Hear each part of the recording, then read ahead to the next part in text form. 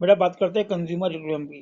Consumer equilibrium होता क्या है? It refer to situation when consumer is having maximum satisfaction, मतलब वो सिचुएशन है कंज्यूमर को मैक्सिमम सेटिस्फेक्शन मिलता है विद लिमिटेड इनकम, जबकि income limited and has no tendency to change the way of existing expenditure, कि वो जो उसका एग्जिस्टिंग एक्सपेंडिचर है, जो डिफरेंट गुड्स में जो खर्चा कर रहा है, वो उसमें चेंज नहीं करना चाहता, वो पूरी तरह सेटिस्फाई है। जैसे एग्जांपल लेके चलते हैं कि आदमी की अगर सैलरी 30,000 है और वो 8,000 के मकान में रह रहा है, 10,000 कंज्यूम कर रहा है और कुछ पैसा सेव भी कर रहा है और वो इससे पूरी तरह संतुष्ट है, तो हम कहेंगे वो कंज्यूमर इकोनॉमिक कंडीशन पे है। या वो कोई पर्टिकुलर चीज परचेज कर रहा है और जितना पैसा उस पर खर्च कर रहा है, उसका ये मानना है कि उससे उतनी सेटिस्फेक्शन उस चीज से मिल रहा है, उस चीज की उतनी कीमत है, तो उसे हम कहेंगे कंज्यूमर इकोनॉमिक कंडीशन पे।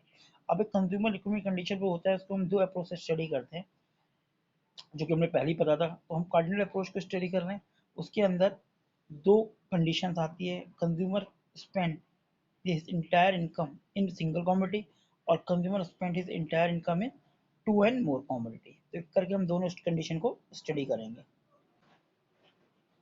तो देखो बेटा, पहली condition consumer equilibrium in case of single commodity. Single commodity में कंज्यूमर इक्विलिब्रियम को हम कैसे स्टडी करते हैं?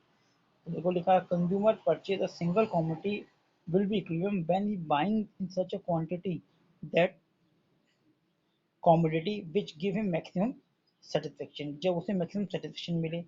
the number of unit of consumed by the given commodity is consumed depend on two factor, depend करता है price of the given commodity, भाई उस चीज का प्राइस कितना है, और एक्सपेक्टेड यूटिलिटी, उससे उतने फ्रॉम सक्सेसिव यूनिट से उसे यूटिलिटी कितनी मिल रही है, तो जितनी उससे यूटिलिटी मिल रही है उसके बराबर अगर प्राइस है तो उसे कंज्यूम करता है। आगे देखो लिखा हुआ है, it determined by the equilibrium point consumer compare the price cost of the given commodity with the utility से कंपेयर करता है, सेटिस्फेक्शन और बेनिफिट, और बेनिफिट से कहते हैं। बीइंग रैशनल कंज्यूमर, एक जो रैशनल कंज्यूमर होता है, एक विवेकपूर्ण समझदार जो कंज्यूमर होता है, he will be at equilibrium when marginal utility is equal to the paid और द कमोडिटी, कि जितनी उसकी मार्जिनल यूटिलिटी होती है उतना ही वो प्राइस को पे करने के लिए तैयार होता है, उससे ज़्यादा पे नहीं होगा। जैसे माना इस चीज़ की मार्जिनल यूटिलिटी 5 रुपये है, तो उसके लिए मैक्सिमम 5 रुपये ही पे करेगा, उससे ज़्यादा पे नहीं करेगा। इसके बेस में फॉर्मूला आता है marginal utility in term of rupee, marginal को हम रुपये की टर्म में दिखा रहे हैं। फॉर्मूला क्या बना, marginal utility in util divide by marginal utility in rupee. हम ये भी कह सकते हैं marginal utility in rupees and marginal utility in util, इस फॉर्म में भी हम इसको इसी एक शर्त को लिख सकते हैं। तो बेटा यूटिलिटी की शर्त होती है वन कॉमोडिटी के लिए। अब ये कंडीशन है उसको हम एक्सप्लेन करते हैं। देखो बेटा, consumer is in consuming one single commodity X will the equilibrium when marginal utility is equal to the price of the commodity M U X is equal to P x.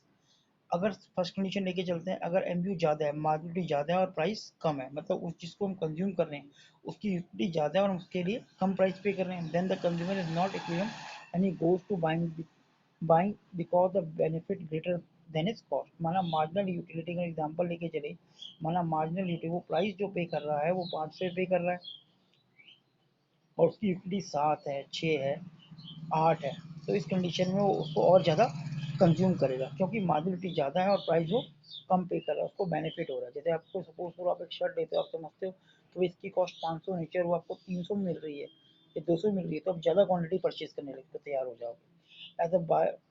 As he buy more marginality fall because operation of law of diminishing utility, और जैसे जैसे उसकी ज़्यादा goods को purchase करेगा उसकी utility कम होती चली जाएगी, और वो जब वो 5 के बराबर दोनों बराबर हो जाएगी उस टाइम वो इक्विलिब्रियम की कंडीशन में होगा। तो पहली कंडीशन क्या शो कर रही है बेटा, इस कंडीशन में जब मार्जिनल यूटिलिटी ज़्यादा है और वो प्राइस उसका कम पे कर रहा है, ऐसी कंडीशन में और ज़्यादा वो यूनिट कंज्यूम करना स्टार्ट करेगा, तब तक कंज्यूम करेगा जब तक मार्जिनल यूटिलिटी जो है वो प्राइस के बराबर नहीं हो जाती। ठीक है बेटा, आगे देखते हैं। फिर सेकंड कंडीशन क्या आती है, सिमिलरली सेकंड कंडीशन की अगर हम बात करें तो कंडीशन क्या कहलाती है, तो जब मार्जिनल यूटिलिटी कम है और प्राइस ज़्यादा है, मतलब आप प्राइस ज़्यादा पे कर रहे हो और उसकी यूटिलिटी इतनी नहीं रही, उस कंडीशन में कंज्यूमर अपने गुड्स की डिमांड कम कर देगा। Then the also consumer is not equilibrium at will be reduce the consumption of commodity and acts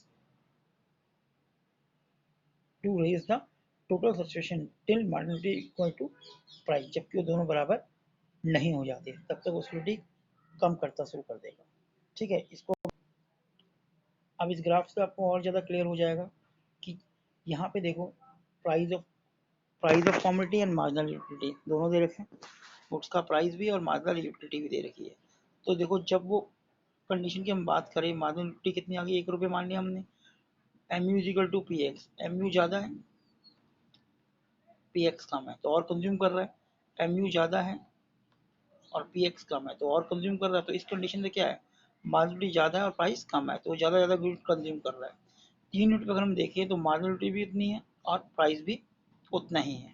तो यहाँ पे कंज्यूमर इक्विलिब्रियम की कंडीशन पे, इससे ज़्यादा अगर वो कंज्यूम करता है तो यूटिलिटी तो कम हो रही है 4, प्राइस पे कर रहा है 10, 0, 6, -6 और 4। तो ऐसी कंडीशन में नीचे से ऊपर आएगा, कम यूनिट कंज्यूम करेगा।